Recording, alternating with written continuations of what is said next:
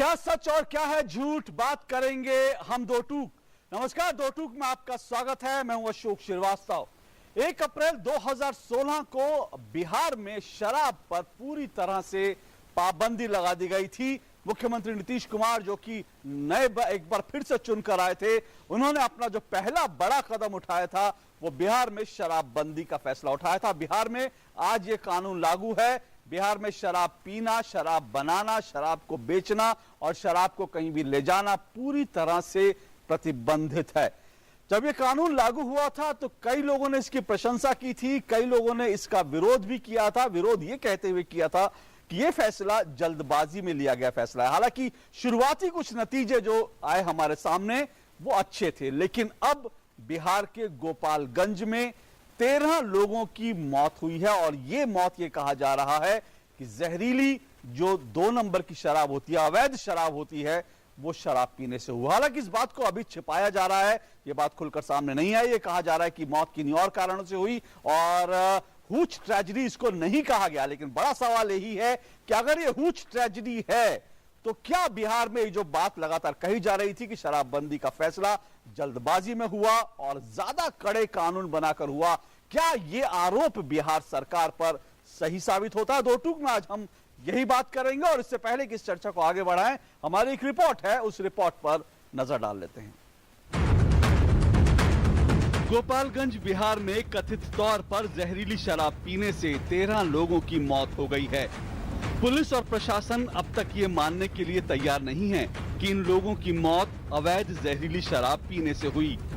Bihar police तो दबी जुबान से इन मौतों का जिम्मेदार किसी बीमारी को बता रही है, लेकिन हालात और घटनास्थल पर मौजूद लोगों के बयानों से ये साफ है कि ये मौतें जहरीली शराब पीने के कारण ही हुई हैं। लेकिन पुलिस प्रशासन ये बात मानने के लिए इसलिए तैयार नहीं क्योंकि ऐसा किया तो बिहार में शराबबंदी के नीतीश कुमार के दावों की पोल खुल जाएगी।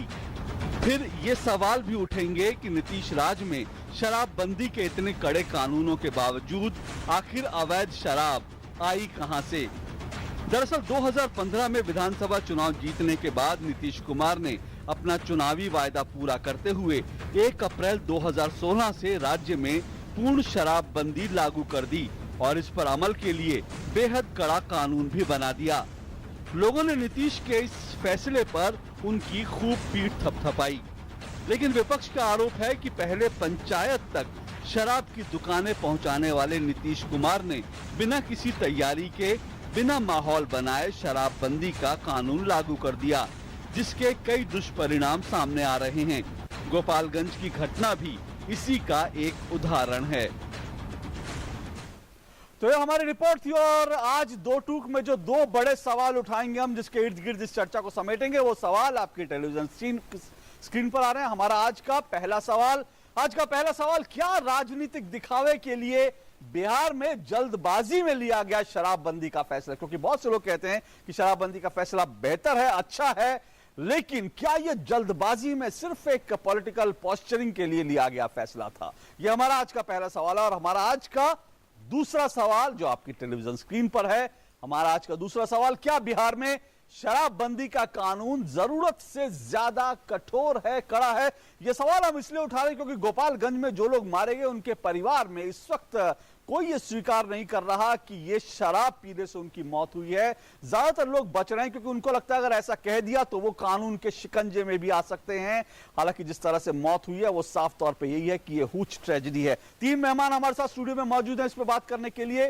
तीनों का परिचय करा दूं। हमारे साथ रामेश्वर चौरसिया जी हैं। रामेश्वर चौरसिया जी बिहार बीजेपी के वरिष्ठ नेता हैं। हमारे साथ प्रदीप सिंह जी हैं, वरिष्ठ पत्रकार, और हमारे साथ अरुण कुमार जी हैं। अरुण कुमार जी जेडीयू जनता दल यूनाइटेड के महासचिव। आप तीनों का बहुत बहुत शुक्रिया और स्वागत। सबसे पहले अरुण जी, इन 13 मौतों का जिम्मेदार कौन है?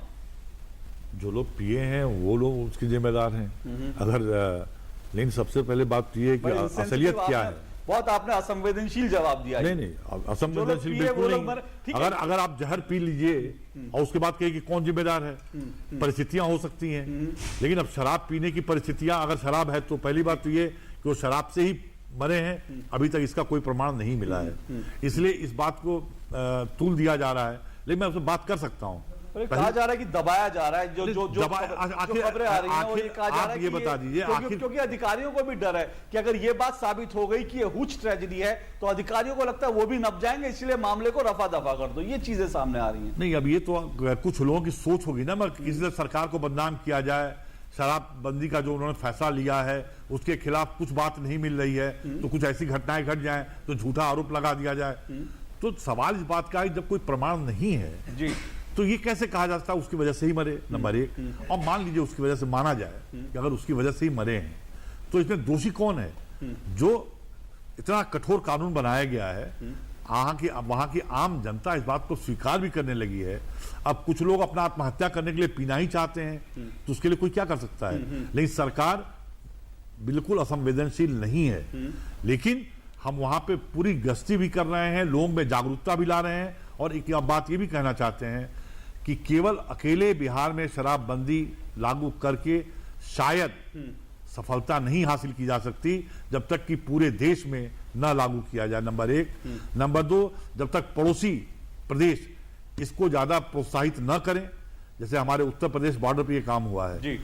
हमारे उत्तर प्रदेश बॉर्डर पे उत्तर प्रदेश सरकार ने शराब की कीमत को कम कर दिया, वहां पे दुकानें ज्यादा खोलने लगे। अगर इस तरह का प्रोत्साहन अगर उत्तर प्रदेश सरकार नहीं करती तो वो लोग नहीं मरते। ये इस पर मैं आऊंगा बाद में, लेकिन जो पहली अहम बात है, रामेश्वर जी आप भी बिहार के नेता हैं, तो आपके पास क्या जानकारी आ रही है गोपालगंज को लेकर? और जो अरुण जी कह रहे हैं कि अगर कोई मरना चाहता है इस तरह की जहरीली शराब पी ले तो आप क्या कर सकते हैं, सरकार क्या कर सकती है उसमें? देखिए, मैं इससे तो सहमत नहीं हूं। हाँ। और ये तर्क जो संवेदनहीन तर्क है, मैं इससे सहमत नहीं हूं। हम लोग भी सरकार में थे जब शराबबंदी के लिए हम लोग आवाज उठाते थे, लेकिन तर्क सर अभी जो अरुण जी बोले, अरुण जी को मालूम नहीं उस समय उल्टा तर्क सरकार देती थी। सरकार का तर्क क्या था? हम पंचायत में गांव में इसलिए शराब की दुकानें खुलवा रहे हैं ताकि जहरीली शराब पीने से लोग नहीं मरे। ये सरकार का तर्क था, निकाल के देख लीजिए। हम लोग ने बोला कि ये पूरे देश में शराब बिकती है, लेकिन ये पंचायत गांव में बेचेंगे तो वो मजदूर गरीब तो ऐसे ही मरने लगेगा, उसकी तो हालत ऐसे खराब हो जाएगी, आएगा रात को दारू पी करके लेट जाएगा। लेकिन वो 50 किलोमीटर जिला हेडक्वार्टर पर तो लेने नहीं जाता था। जी। तो एक तो ये जल्दीबाजी में उस समय भी लागू किया गया, अपनी जीत के कारण, ये माने नहीं। अब ये पॉलिटिकल स्टंट, आपने ये वादा किया था, मैं मानता हूं, और हम लोगों ने तो तहे दिल से इसका समर्थन किया था, लेकिन कोई चीज लागू करने के पहले आपको पारा फरने लिया, आपका उसको स्ट्रॉन्ग बेस बनाना होता है जी। अब आप बताइए, कानून तो आपने ऐसा बना दिया कि अधिकारी काम करने को तैयार नहीं है। आपने कहा अधिकारी नप जाएंगे, नप चुके हैं, इस तरह की खबर बैठकें कर रहे थाना प्रभारी, पुलिस एसोसिएशन के लोग कि हम अगर ऐसा हो तो काम नहीं करेंगे। और मुख्यमंत्री का जवाब कितना असंवैधानिक, असंवेदनशील होता है, काम करना है तो करो, नहीं तो चले जाओ। बहुत लोग नौकरी के लिए लाइन में खड़े हैं। भाई साहब, कोई भी चीज लागू करना है तो शासन और प्रशासन को मिलकर करना पड़ेगा।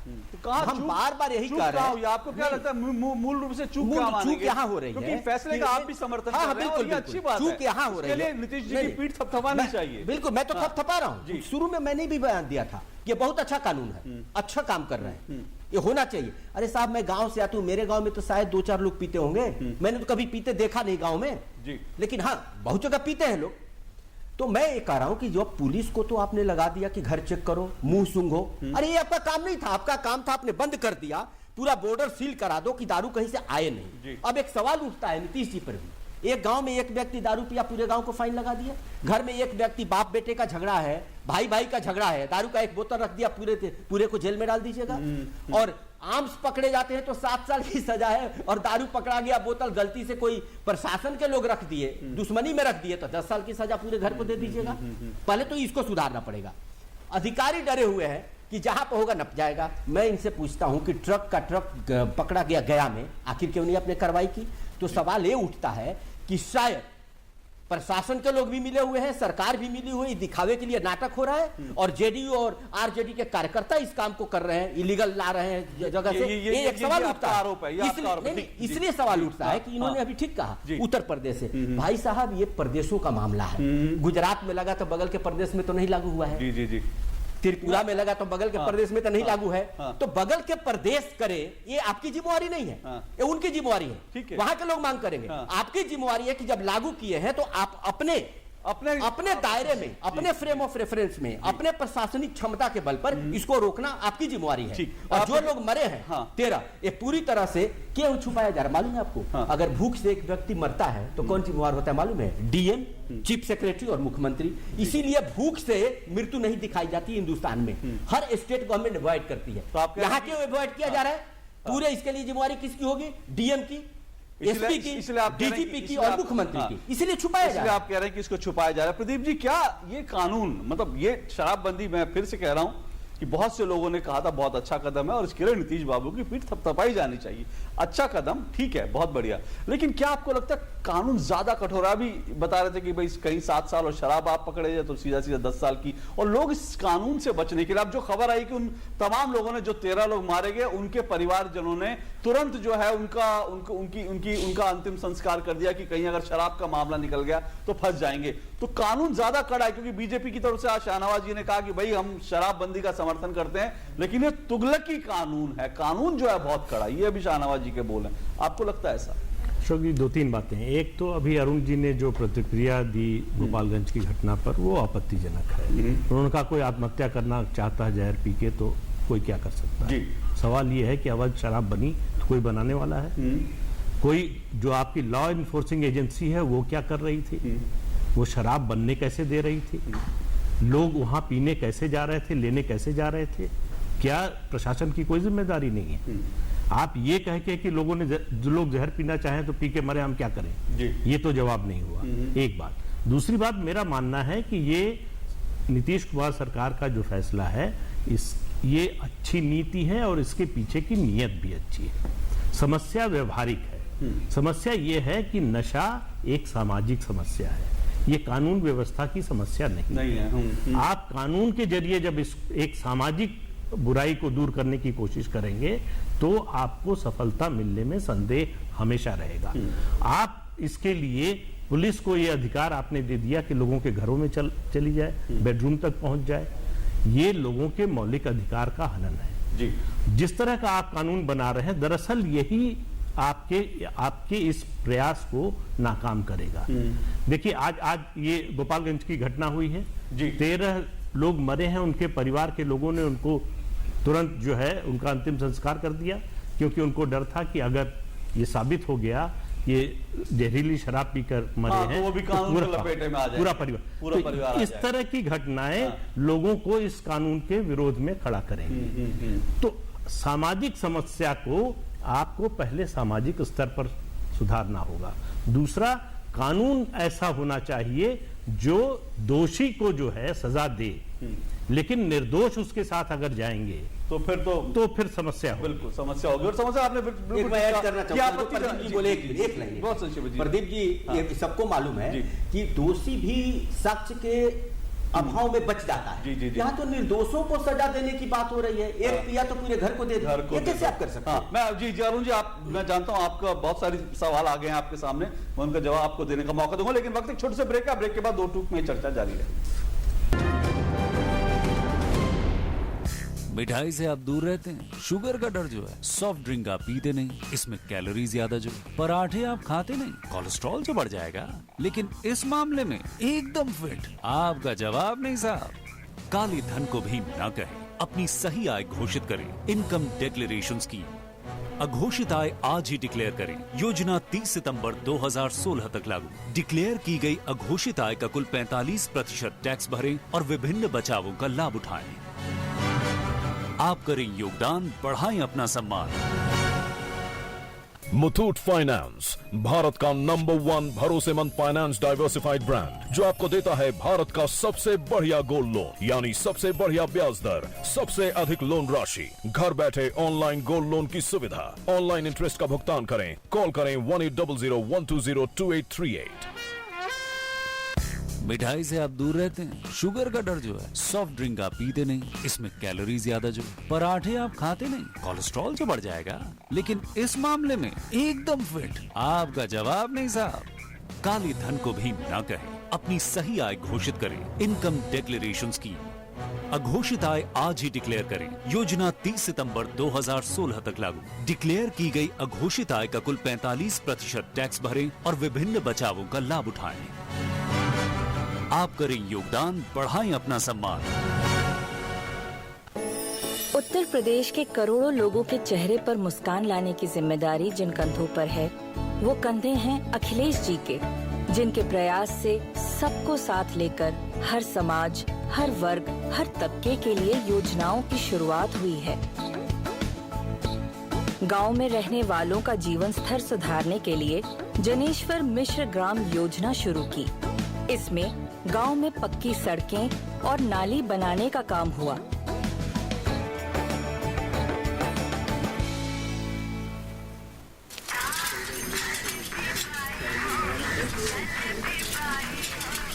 आज बड़ा चकाचक दिख रहा है। बोला कहाँ चला? मियाँ तारीख है। कोर्ट की तारीख है क्या? कोई फैसला होना है?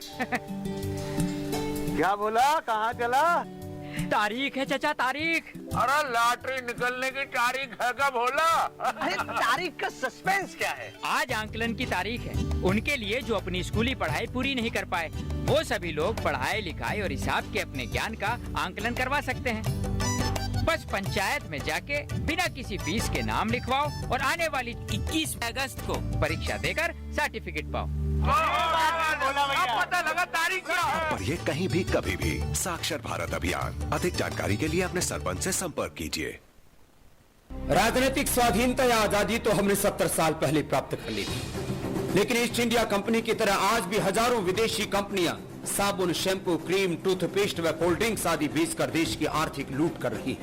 आइए हम सब देशभक्त भारतीय इस स्वाधीनता दिवस पर पतंजलि के स्वदेश अभियान से जुड़कर देश को आर्थिक लूट व गुलामी से मुक्ति दिलाने का संकल्प लें।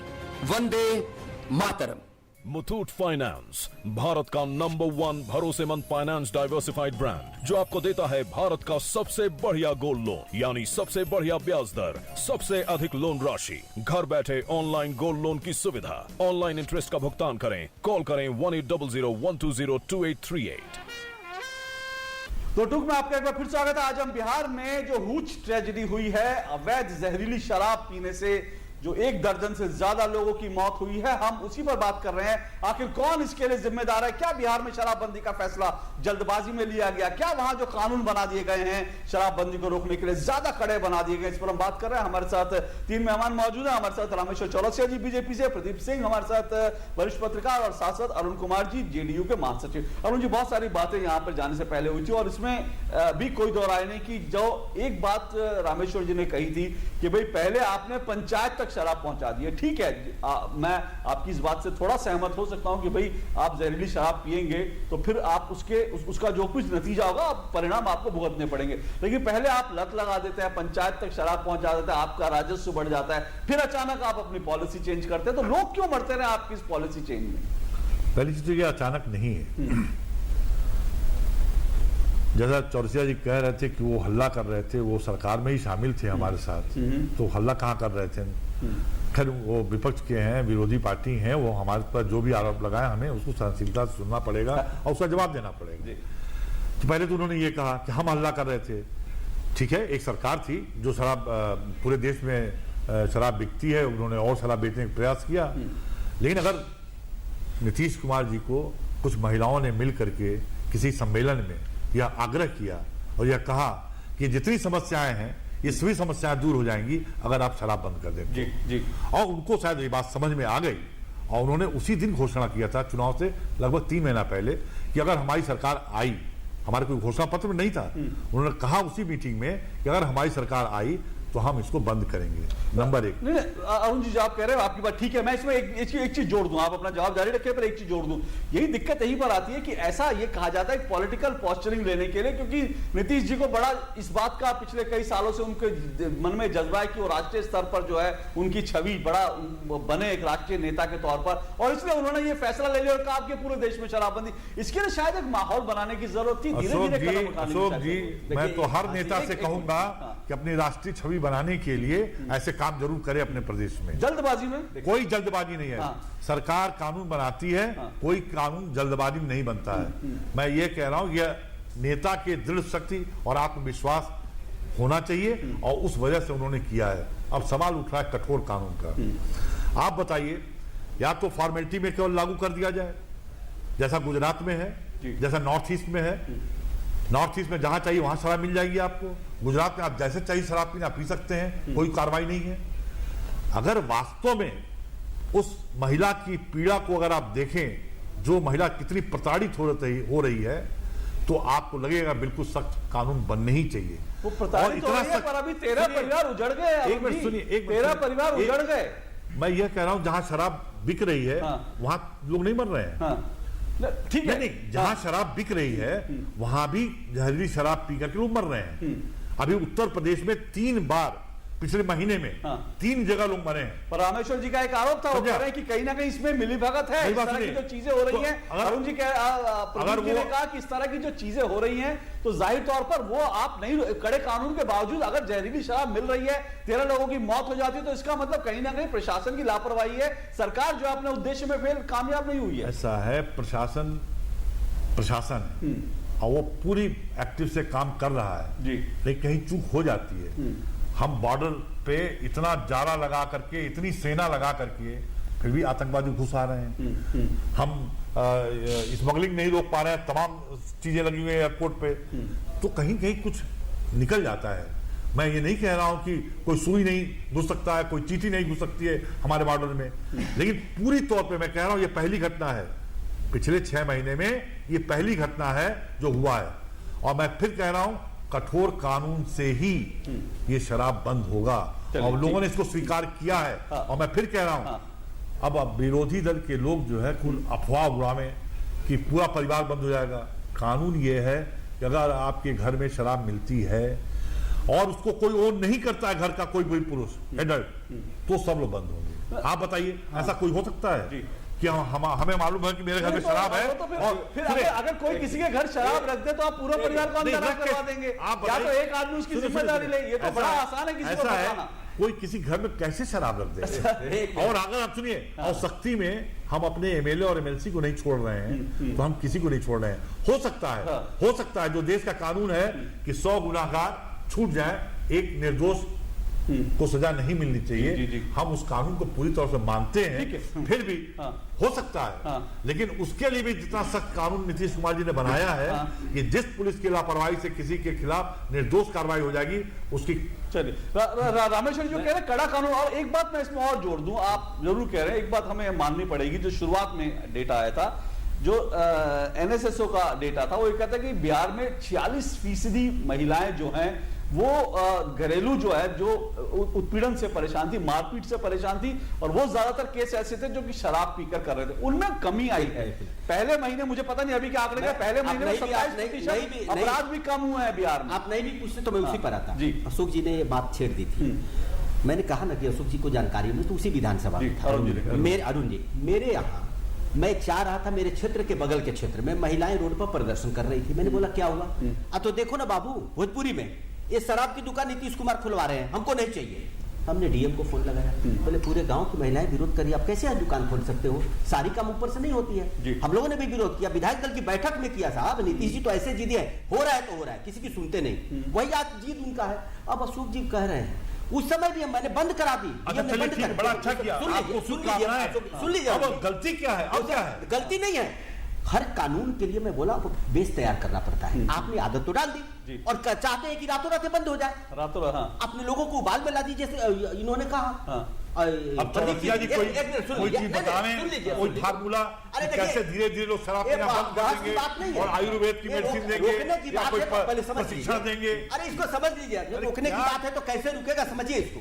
तो कहीं इन्होंने क्या कहा अभी, तो नीतीश जी का माहौल कहते महिलाएं कुछ आके बोल दी, कहीं दारू बंद कर दो, सारी समस्या का हल है, बिहार की समस्या सारी हल हो गई। महिलाएं कह दी दारू बंद कर दिए, तो ये पॉलिटिकल स्टंट जो चल रहा है, मैं इसके सख्त विरोध में हूँ। कानून हर जगह लागू होता है, बहुत सारे कानून लागू होते हैं, उसकी एक प्रक्रिया होती है। अब आप ये कह रहे हैं कि ऐसा नहीं है। अरे साहब, आप नहीं है, आप नहीं करेंगे, आपके अधिकारी तुगलकी फरमान कर रहे हैं। कैसे वहां पे नीतीश जी के गृह जिला में गृह जिला में एक गांव में झोपड़ी वाले हैं, आपने दिखाया होगा टीवी पे, एक व्यक्ति 2 व्यक्ति के यहाँ पकड़ा जाता है, पूरे गांव को फाइन कर देते हैं, कहते हैं ये ऐसी घटनाएं हैं अरुण जी। दूसरा अच्छा आप ये बता दीजिए, एक मिनट अगर लेनी पड़ेगी कि कहीं भी शराबबंदी है और पकड़ा जाता है तो उसके लिए जिम्मेवार कौन होगा साहब? मैंने बताया गया का एग्जाम्पल, आपने किसी को दोषी क्यों नहीं माना? तो हमें तो शक होगा। और जैसे प्रदीप जी ने उठाया, आप उत्तर प्रदेश की बात करते हैं, गोपालगंज में मर रहे लोग आखिर कहीं से तो आई होगी, आप तो रोकने की कोशिश नहीं कर रहे। बनाने वाले को आपने पुलिस पर को क्या लगा दिया? जाइए एयरपोर्ट पर तो मुंह सूंघते हैं, अरे यही पुलिस का काम बच गया है। सरकार का यही काम है कि जाके घर में झांक करे कौन क्या खाता है। दूसरा, अब ये नहीं समझ रहे पूरी ये पूरी होम्योपैथी इंडस्ट्री की इन्होंने कमर तोड़ दी। 90% अल्कोहल यूज होता है होम्योपैथ में, इन्होंने कहा 30 ml फाइल से ज्यादा नहीं। अब कोई भी अब फरीदाबाद में चलिए, बिहार को देने को तैयार नहीं है। आप कर क्या रहे हैं?